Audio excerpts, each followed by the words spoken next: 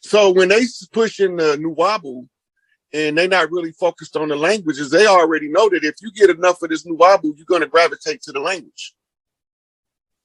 The women instinctively know that. They know you. As long as you can't be fooled, you're going to be instinctively drawn to learn the language. It's going to happen. You think that's something that'll come naturally? It has to. You can't study Nuwapu and not be drawn to Nuwapu. And it's the other way around too. Once you learn the language, the language is going to make you automatically use Nuwapu. So it's going from now you having to consciously use Nuwapu to talk to somebody to it being a subconscious function by knowing the language. You're tapping into a different level of understanding now. Or right. Because like growing up in the Ansar Allah community, Pops always wanted us to focus on the language. The information was more for the outside world. Yeah, because he knew once y'all got a grasp of the languages, the more definitions you know, the less likely you are to be deceived. Why you think all of his texts, he didn't just give you the information, he showed you the transliteration, the translation, and then he told you what it really means versus the implied meaning. A lot of translation get lost with the implication of the native speaker not being able to be carried over the literal word of the translator.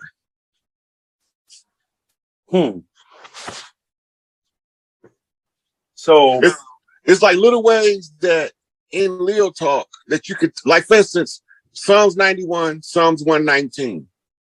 One is in Lil, one is Enki. You can feel the difference in them when you read the verses. Yeah, you can, because there's two different tones, two different vibrations. Now, a person that doesn't know enough to distinguish that will be trapped. Why is that? Because they can't tell that these are two different people.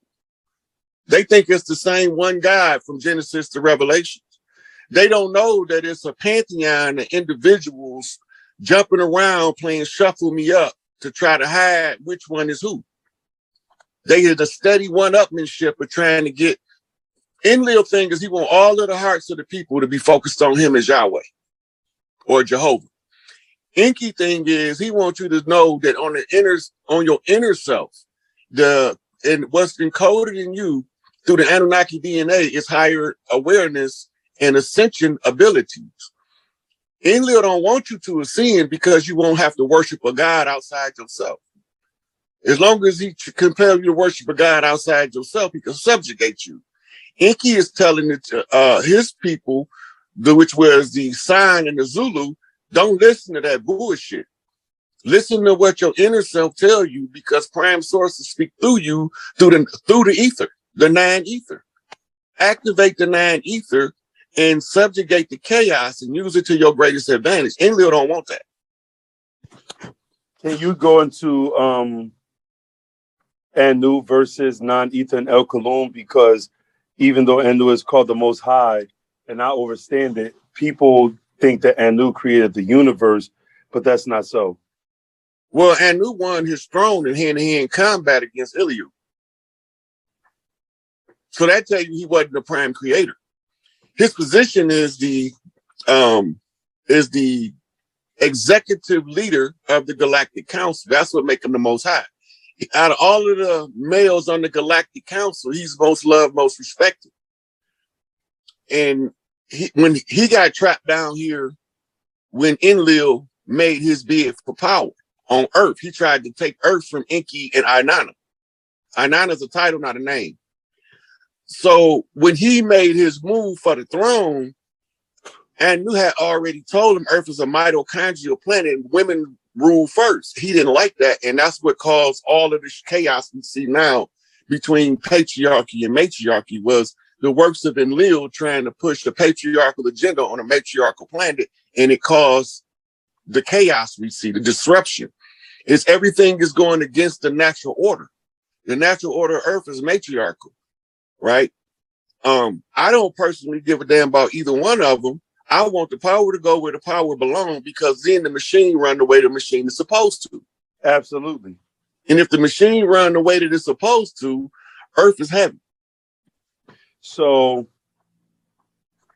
let's elaborate a little bit on the matriarchal society or the matriarchal rulership, and why brothers are not really in tune with let me touch on Anu a little bit more, because a lot of people are like, why don't you talk more about Anu? Well, yeah, please do. Go ahead.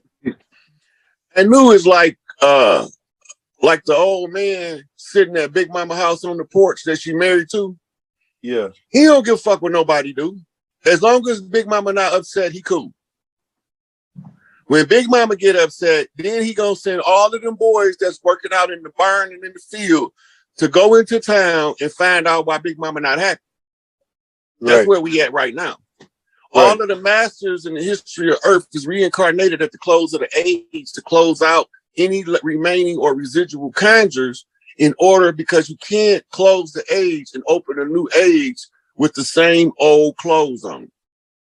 Right. So all that stuff had to be cleaned up, and Anu is the one who sanctions it at the end. Clean it up. She said, Big Mama said, clean it up. And then he say, well, Enlil started this shit trying to overthrow Enki. So then who is the next heir in line? And they came to Tahuti, or what they call in the text, NEGPIFOR. NEGPIFOR? Yeah. Yep. So his turn comes on as remember the story of Loki being the son of the Ice Princess? Yes. That's the story of NEGPIFOR never being allowed to test his grit to see if he can claim the seat. If there was no male galactic seat for Earth until Enlil tried to take power, then they opened up seat 50 for Earth, for what we call, that's the God seat of heaven and earth on Earth. So when the galactic seat 50 opens up, now we have a person that has to come from the 40th seat, which is the Queen of Heaven and Earth seat, in order to claim it. And then he's got to have the bloodline of one of the boys, Enlil or Enki, on the father's side. And then he got to have the bloodline or the mitochondrial rulership right from the motherline, which would be the Queen of Heaven and Earth seat. Then once he gets to the opportunity to seize power, then he get put to the test to see if he can control his Shakti, his divine feminine and divine masculine simultaneously. And the only way this is possible is supreme balance. And the only way you can find supreme balance is you have to find a counterpart to balance off of. And the women always, the mother picked the heir's wife, his consort, his number one. The queen mother picks the queen. He don't got no say until he interact with her to determine if she what his mama recognized him to be with.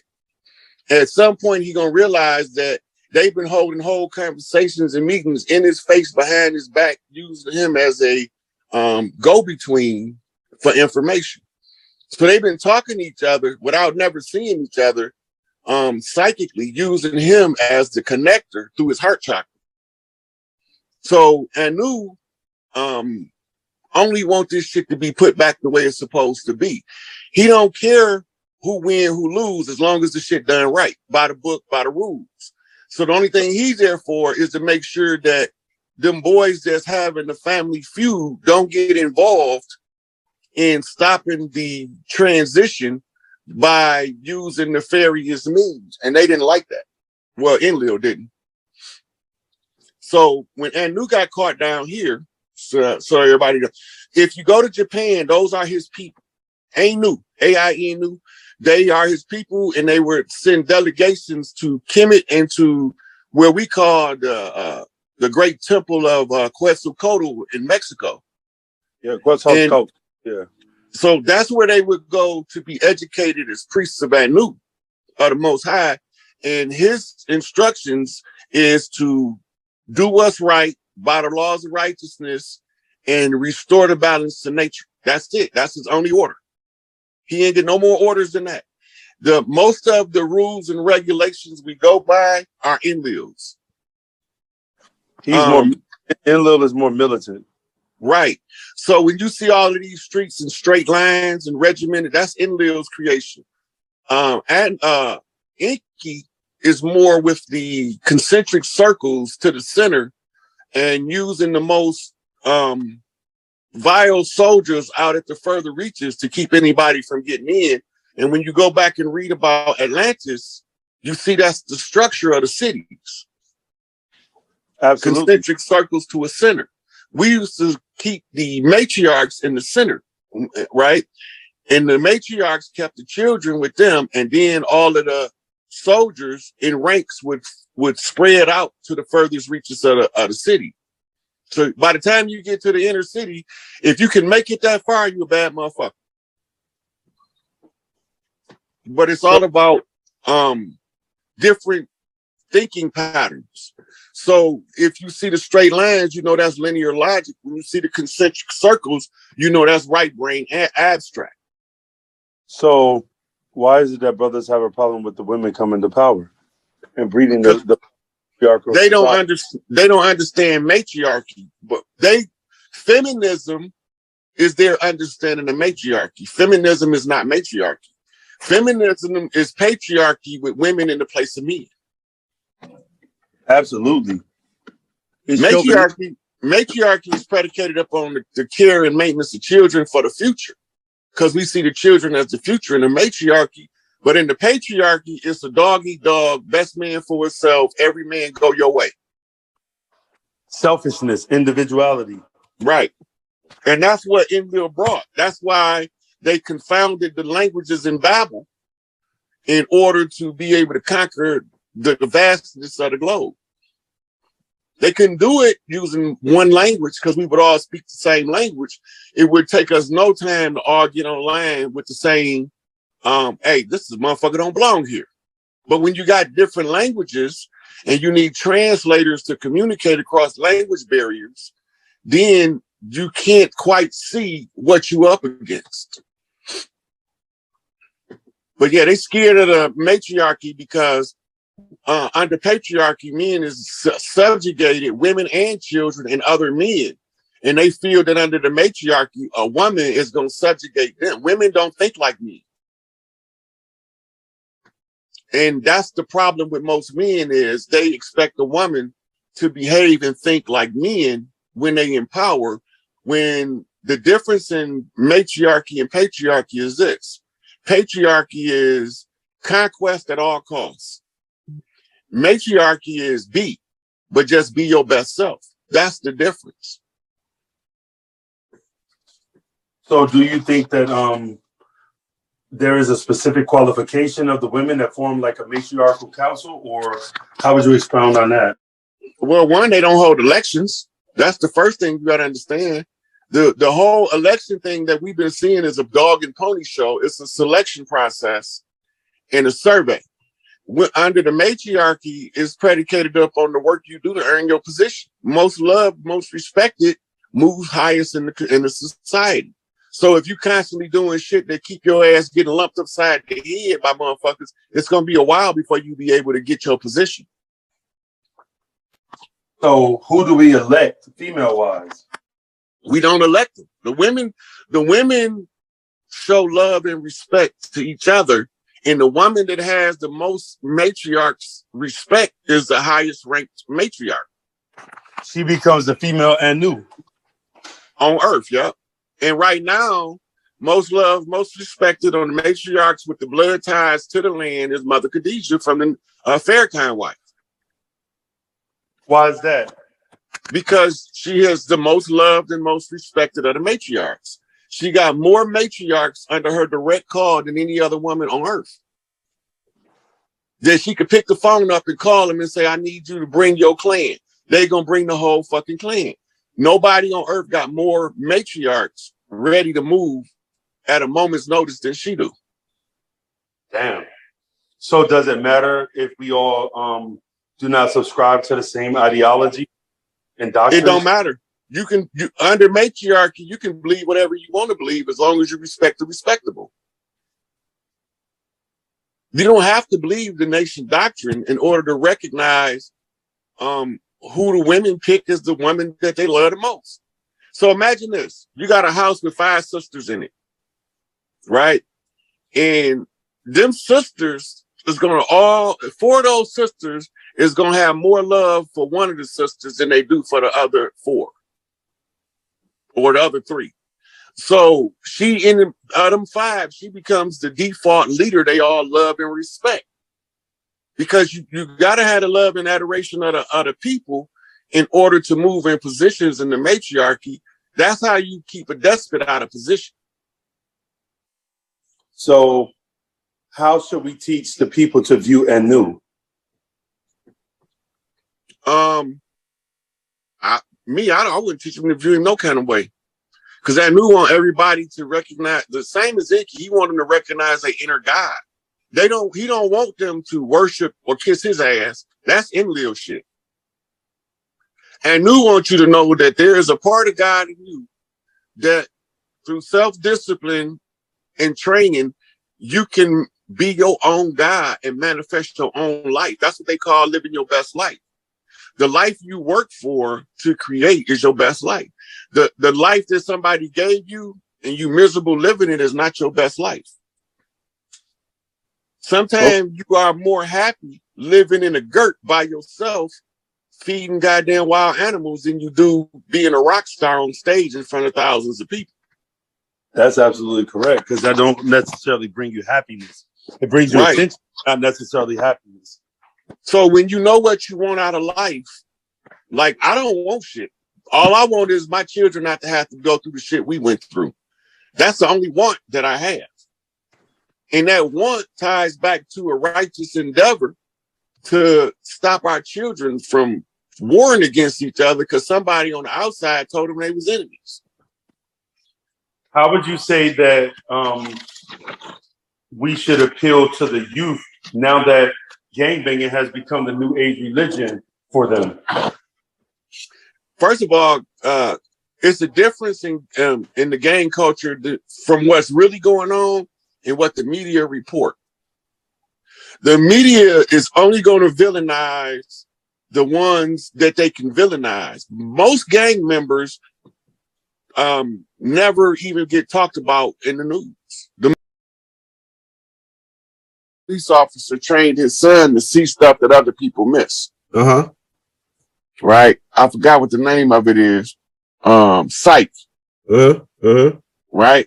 So his father trained him at an early age. That's actually a training technique developed under a hypnotist by the last name of Esther Brooks. Go ahead. Esther Brooks was the one who discovered that you can create a whole personality and use what you call muse to shift parts of the personality to the source in which you want to shift to. The person that you delivering the message to, this is the psychic spy program. The person you need the message get to will trigger the hypnotized person to deliver the message and never remember delivering the message. The other person to be hypnotized to receive the message, but they never know they received the message. All right. Now, the deductive reasoning part, when you in hypnosis, right? Let's go to Sun Wukong, the Monkey King, right? When they try to use deception on him, he stopped. And he noticed that there's something wrong, but he don't know what it is. All right. So in the Sako Mao monkey mind, if you can train your monkey mind, when it's seeing anomaly, you will perform what's called a backflip. You'll keep seeing the same thing come up over and over again because you in a perpetual monkey flip backwards. The purpose of a backflip is to keep you from being confused, right? Or walking into a hostile situation. Monkey sees snake, monkey don't move. Right? But the monkey got to warn the elephants that the snake is in the grass. Uh-huh. Right? So what do the monkey do? Create a compelling spectacle for their laws of power. Go ahead, man. Go ahead. This shit is heavy. This ain't shit might be over some niggas here. I'm with you though. Right. So the monkey started doing flips because that's why the monkey came in on the elephant back. Okay. Elephant is the symbol of the matriarch. Okay. The matriarch symbol is the elephant, but the baby that they can't control is the symbol of a monkey. Compared to analysis by deductive reasoning. Right? So when you know that the monkey came in on the elephant back, go to Google and put monkey on that monkey came in on the elephant. Monkey on elephant. They're gonna show you this is an ancient symbol that we've been using in the culture to find out who the area is and who's responsible for closing. Oh yeah, this shit is fire, right? This shit coming to me. This was in Lion King too. Yeah. You see that picture? Oh, you just went from it. The monkey sitting on he looking right here. Mm-hmm. It's another one I like. That right there. Yeah, that. I like that. I'm gonna save it right here. Might have you send that one to me. Oh yeah. I'm gonna save it in your folder real quick. I can send it to you. Man, this is crazy, man. You be dropping all kind of shit every time. Come on, bro. Hold up. Okay, now this is the game of the mastermind. Uh-huh. Right? It's a board game. Because you got to be bored to play it. Uh-huh. That's right. Go ahead. Right? Now, the monkey that came in on the elephant back as a baby grew up to be a gorilla when they thought he was only a chimpanzee. Right? Everybody else had him pegged wrong. That's right. Go ahead. Right? So the gorilla key is the fuck it key. Uh-huh. Because I don't give a fuck about what them other motherfuckers think. I know what I see. Uh-huh. Right. Okay, so now the mastermind works off of another game called Clue. Uh-huh. That one up. All right, Clue. We got that one. Okay. Clue. Oh shit. So hey, hit that like, hit that subscribe button. We dropping the brother Rod Hayes Cash App in the link if you want to show him some love, brother. He don't do it for the money, but this is what he do for his family. So hit that like, hit that subscribe. All right, go ahead, Rod. My bad. Okay, so the clue is just the classic whodunit story. Okay, right. I'm with you. Now, I'm gonna see this. You see, it starts out with a capital C. Uh-huh. Background is what color? Blue. That's Blue Big Crip. Yeah. L, right? L flips to a transitional team. That's why his ass dead now. Old ass lizard ass motherfucker. Stinking motherfucking bastard. Him and his gay ass punk ass son. But anyway, they wanted to use FEMA to centralize all of the resources and power of ours and then get a power to the Bush family in the garden plot. I don't think that was prudent for us, and none of the other chiefs on the land, even the low-ranking chiefs, didn't agree with it. So when they got rid of his ass, when they lethal injected his ass, because he had no fucking heart attack or no stroke and died, they lethal injected his ass just like they did John. Every motherfucking dirty deed did. You heard me? 65 years. Where that motherfucker at? Matter of fact, I ain't even heard from that motherfucker. I ain't heard from him either. I got the Kissinger report, read that mug. Hey, shit. And that motherfucker right there, he probably at Gitmo right now sitting in the cell. Probably. I ain't seen none of them motherfuckers, to be honest. Hillary, none of them. I know it's real. So how can you increase your dreams? You need to get better rest, first off. There is supplements, this dream enhancing supplements. Yeah, so I don't have them all on the top of my head right now because it's a quick shift. If I was on the topic, they would all just come. But there are supplements to help you and teas to help you with your dreams. Mugwort. Yeah, I heard about that too. Yeah, mugwort, wild lettuce. It's actually a supplement I had. I don't know where it's at. I could have showed it to you, called Lucid. And it's a good supplement for giving you lucid dreams. It's excellent. Because I use that shit. Woo, boy, that was some good shit. Somebody says Barbara Bush a man. Look like one.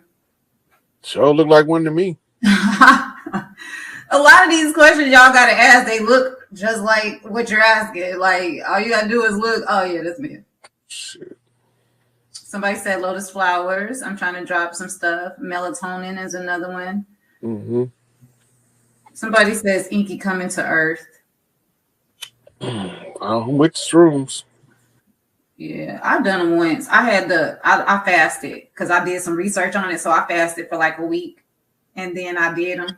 I only microdosed though. I was acting scary because I heard so many stories. I was like, hey man, I'm in the crib by myself. I didn't want to get butt naked and end up going down the hallways.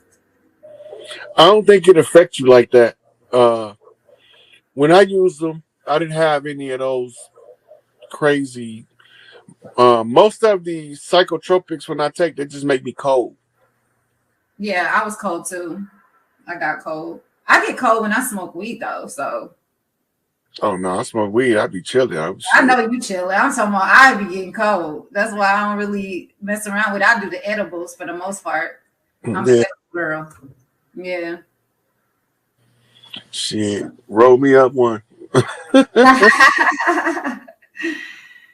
Look, I've been smoking my last at least 10 lifetimes. Why the fuck will I stop now?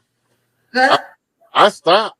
I can quit. I will quit. I have quit for years. But I like smoking. And if I lie to somebody and tell them I don't like smoking, I got to first lie to me. And I'm not good at lying to myself. Okay, me either. I did. That is something I'm not going to do, won't do, can't do.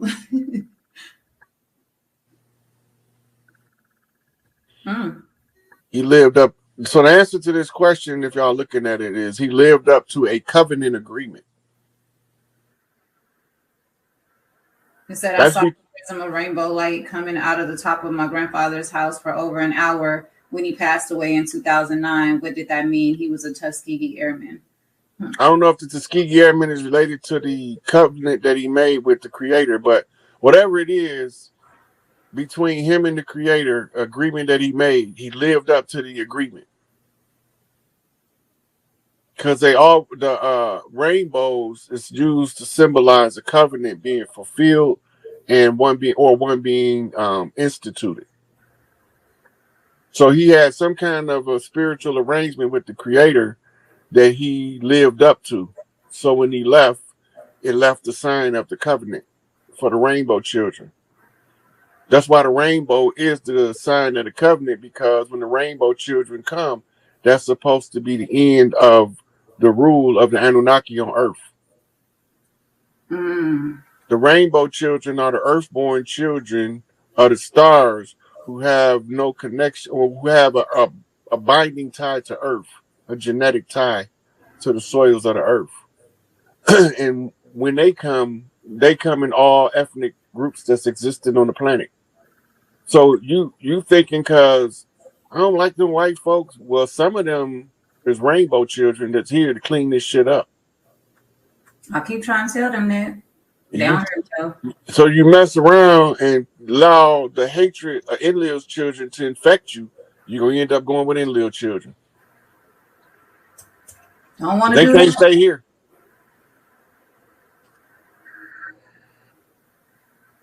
Spiritual response. What are your thoughts on spiritual response therapy? I'm not quite sure what you mean by spiritual response therapy. Me either. That's why I respond, because I don't know what that is. Yeah, I never heard of it, at least not in that terminology before, so I can't really speak on it right now. Yeah, y'all better stop going around here following this whole hatred of color and all this stuff. Listen, y'all, we operating out of love. Bottom line. Period. And if somebody ain't loving you back, then guess what? Go on and get on out their way, or make them get out your way. But either which way, to operate in love is what you should be doing right now, period. So, hey, I ain't gonna keep on saying the same thing. That's why I let you talk. Because they don't know how serious it is on everything. Then the whole thing now is to overcome all of the traumas. That's the universal shadow work. Mm-hmm. The universal shadow work is to overcome all of the traumas, the racism, the sexism, the religionisms, the policies and practices that didn't serve anybody's interest but the ruling elite. All that shit we got to overcome. Stop trying to be like trying to keep up with the Joneses and be in your own lane. Let the Joneses have their lane. Mm-hmm. You can let the Combses have their lane, and you make your own fucking lane. Be your own individual with your own aspirations and ambitions to achieve your best life on earth. And you can plot your best life if you can see what it looked like. You'll get there. Right. That part. I know that's right. Oh, lost kid, them goddamn dirty ass niggas hurt my feelings so bad. Man. I said, I know what Pac meant when he said, I ain't never think a motherfucker that looked like me would shoot me. Dang, I know that's right. My first heartbreaks came from my people that look like me. And I'm talking about not in a relationship. I'm talking about just everyday life. You know, being called, you know, black and this, and, you know, in a negative aspect. You know, it was my people that did it to me. It was never I heard probably a couple times, you know, derogatory things said from a white person when we moved to Arizona for the first time. But other than that, like, it was always my people and within, you know, my community where I had the most, you know, backlash and was talked about and things like that. I done lived around our people, they people. I done lived around the Asians, Latinos, and the worst motherfuckers I lived around was niggas and crackers. Yep, facts. I ain't never had no problems out of no Mexicans, no Chinese, no Koreans. I ain't never had no problem out of any of them people mistreating me or talking down to me. But I definitely had problems of motherfucking being called nigga by them crackers and called motherfucking a piece of shit, nappy head motherfucker by the nigga. So I don't get into that shit. That shit don't got nothing to do with me. I was just at karaoke last night, and everybody you just named was in karaoke, and I was kicking it with all of them. Okay, and they was embracing the hell out of me. So I'm the only chocolate person in there until this man came in there. Other than that, it was white, Chinese, Mexican. There, oh my goodness, they was just. I was like a bright light that walked in that place. First, it was all gloom and doom. I walked up in there, it was like a ray of sunshine for them. So well, I'm just letting you know I have a different experience in life. Yeah, so I mean, we can look in the history books and cry over most of that shit is lies anyway. And here's something else. This is something else. Even if you look at the history books that they give us, every time we decided to revolt, rebel, insurrect, or uprise, it was always instigated by a pale face telling the nigga, you don't know you a slave? Yeah. Let me help you get free. And the niggas always sold the niggas out. Mm-hmm. The niggas is the ones that always sold the revolt, the rebellion, the insurrection, the uprising. The niggas is the one always sold it out, even if it's a fictitious story like Nat Turner. Mm-hmm. Still, the niggas that sold them out. Yep. And Black Wall Street, shit, that went crumbling not because of the white people. Shit, they had the black people that was behind them to help that happen. So we can't keep on just going off of this narrative. The same motherfuckers Kanye fighting. Yeah. They're the same motherfuckers. That helped destroy Black Wall Street. Same motherfuckers. All of the discord from the land for the last 500 years was never us.